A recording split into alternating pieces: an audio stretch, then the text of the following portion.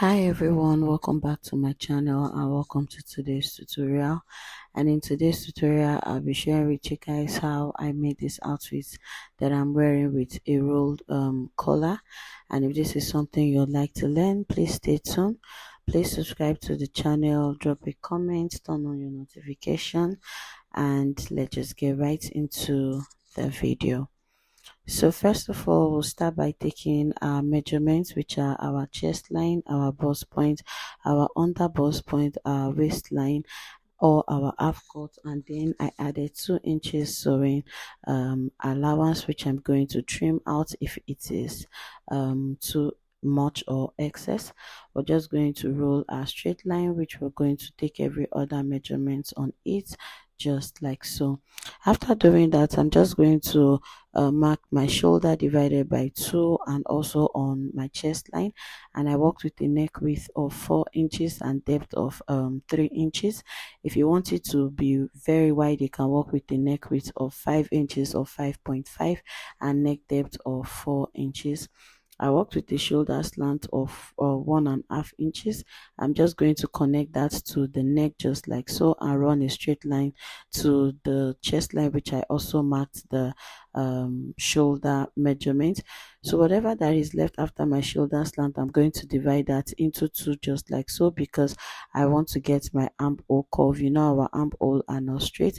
And then I came out by 0.5 inches, and on my chest line I'm going to mark my bust measurement divided by 4, and then I'll just connect just like so with all these points and then run a straight line meeting the slant part of my shoulder.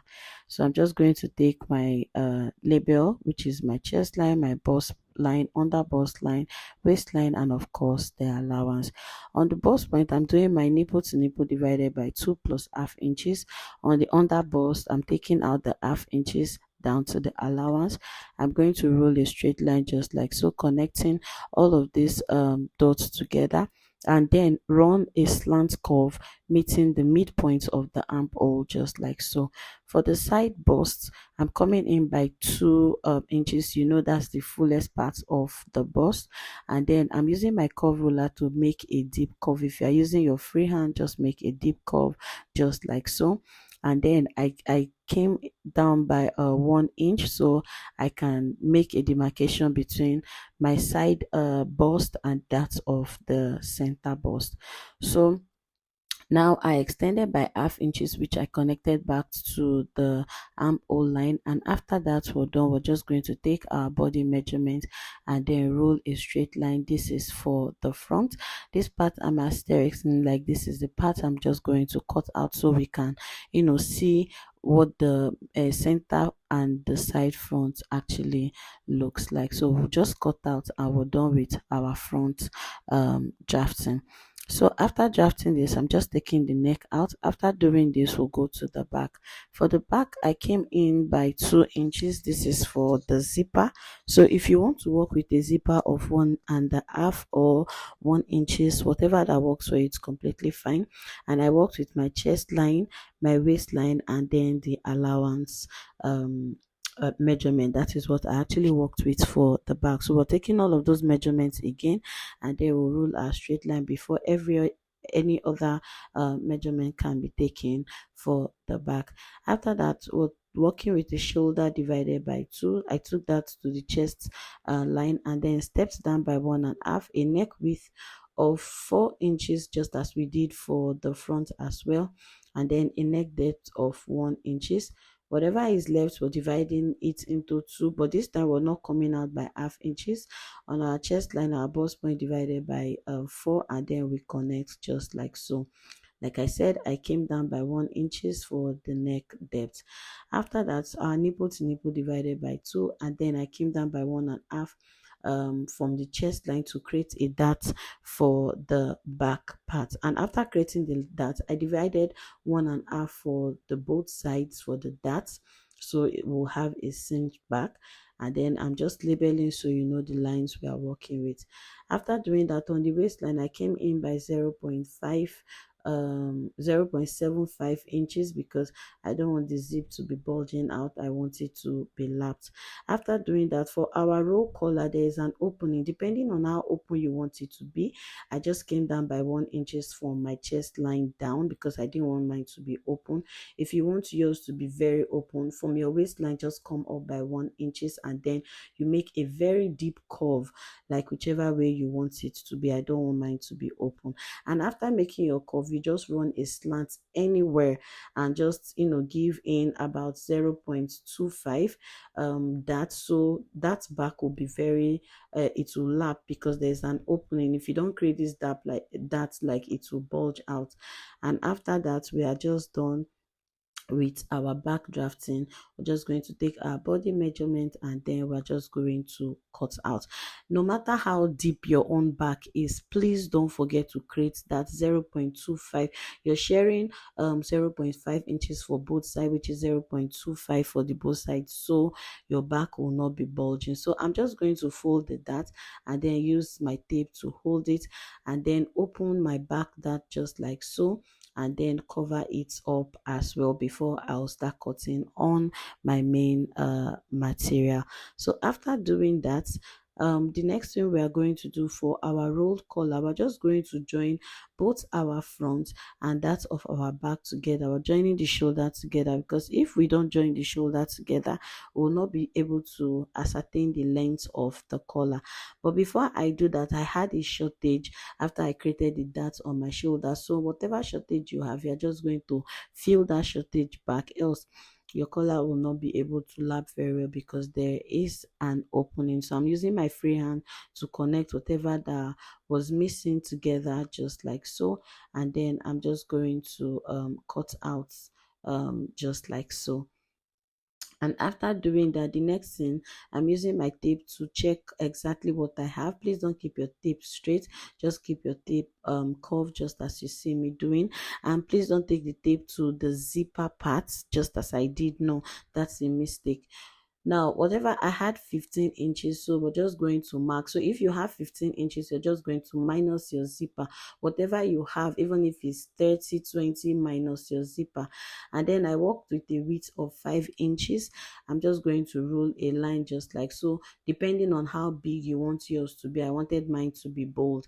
And then for the angular part of the roll collar, I came down by 5 inches just like so, and then I just made an angle shape just like so, and that was just it. So we're just going to cut out. This is how to draft it. After that, this is for my sleeve. I just folded my sleeve, with my exact armhole measurement divided by 2.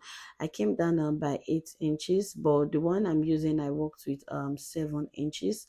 If you want it to be short, that's how you just work with it. And then came down by 5 inches and used my free hand to draw a curve.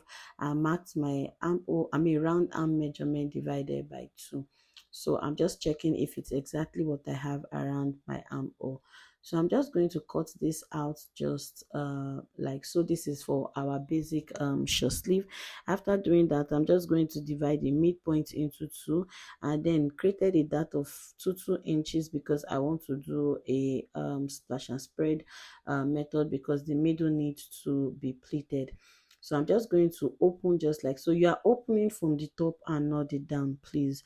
I'm just going to open just like so and introduce a new sheet to it. It is the top I slashed and not from the down.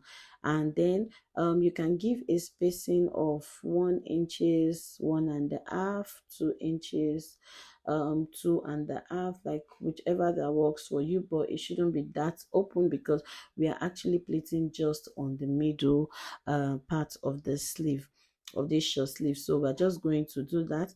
I'm just extending this side that I extended. That is where your pleating will start, and that is where it is going to end. I don't know if you understand. So I'm just cutting out because now this is my sleeve. I'm not working with the initial one that I drafted earlier. This is the one I'll be working with. So before we continue, there's a shortage at the end part of the short sleeve, so I'm just going to use my marker to fill that up. And if you want the curve to be there, it is completely fine, because at the end of the day, I later changed my mind and wanted the curve. But if you don't want the curve, this is how you are going to work on it. So after doing this, we're just going to cut out just like so. And if your own sleeve you want it to be short, please you work with about 6.5. Like it all depends. Like I think the shorter this sleeve is, the more prettier it is. And when you want it to be short, please at the end part of the sleeve just make a deep curve. Where you make a deep curve, like but you're not taking it to the end. The end will be the way it is, but from the middle, which I am pleating, at the end part you make a deep curve. So you're just going to pleat, and this is what your sleeve will look like. So after we are done drafting our sleeve, for our roll collar, we are going to fold our material in an angular shape and fold again, just like so, like folding to make it like four, so we can have a double part of it. So we're just going to place our collar on it. Like I said, if you don't want this 5 inches, it is completely fine. You can just, this is how I wanted mine to be very bold. If you don't want yours to be bold, it is fine. You can work with 4 inches or 2.5, whichever that is okay for you. So we're just going to cut out, and when you cut out, you know, like lining, you're just going to double and you sew, so the angle parts will be covered.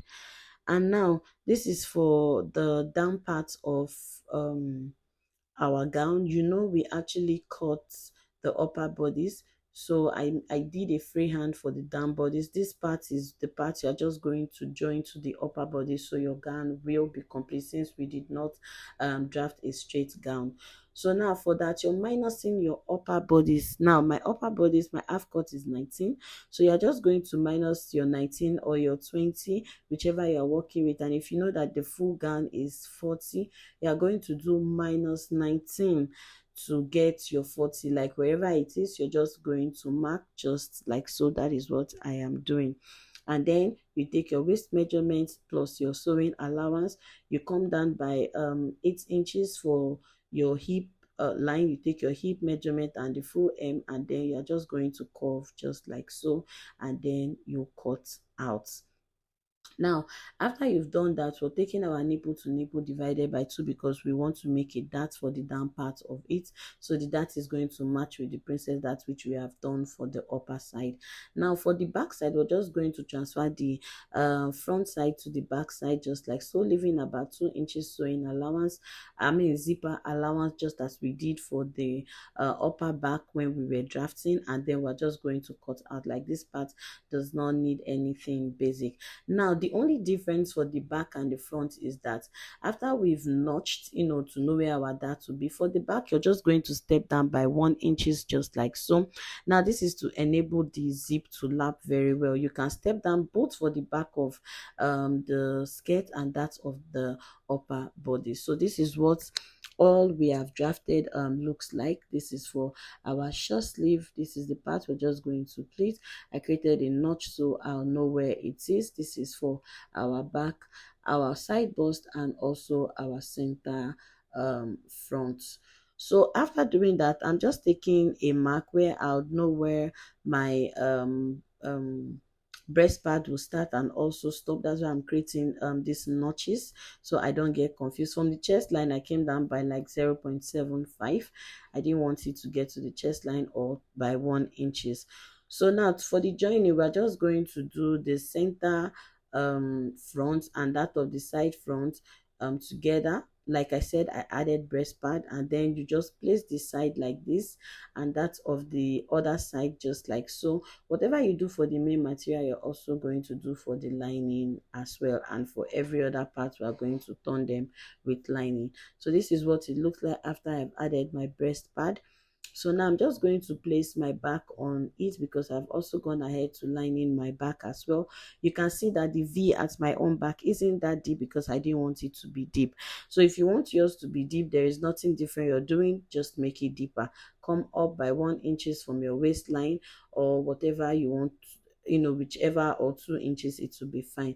So at this point, I noticed that my armhole isn't just as I drafted, so I had to step down exactly how it is. This is very important to check. That's why sometimes after drafting you see that your armhole becomes tight and you're just wondering. Sometimes after you've torn the lining it tends to be short. You know, paper and material are actually not the same. So now for the allowance that I added, if you remember, 2 inches allowance, I'm taking it out at this point. Now everything is corresponding, so I'm just going to join my shoulders. After joining my shoulders, so I can add my roll collar. This is what the sleeve looks like. Now, after I'd gone ahead to join my shoulder, the next thing I'm just going to notch the midpoint of the upper bodice just like so, and that of the collar as well. You see that I actually closed the end part of the collar. I'm going to create a notch just like so, because now we want to join the collar and that of the upper bodice together. So now I flipped to the, it's like I'm pinning from the inside. I'm pinning from the inside because when after sewing like this, you flip to the front part of the main material, so the part you have actually stitched isn't going to show. And like I said, please let your collar don't get to the zipper like my own. I later trimmed it. So when you are making your draft, when you're cutting your collar, let your collar be like remove your zipper part so it doesn't get to that extreme. So this is what it looks like. Now I've gone ahead to sew. You can see how it is. If you want to put like gum stay on your collar, I think that would be nice. It will give the collar more strength. I didn't add to mine, so it was a bit weak. So we're just going to join our sleeves because we are literally done with this.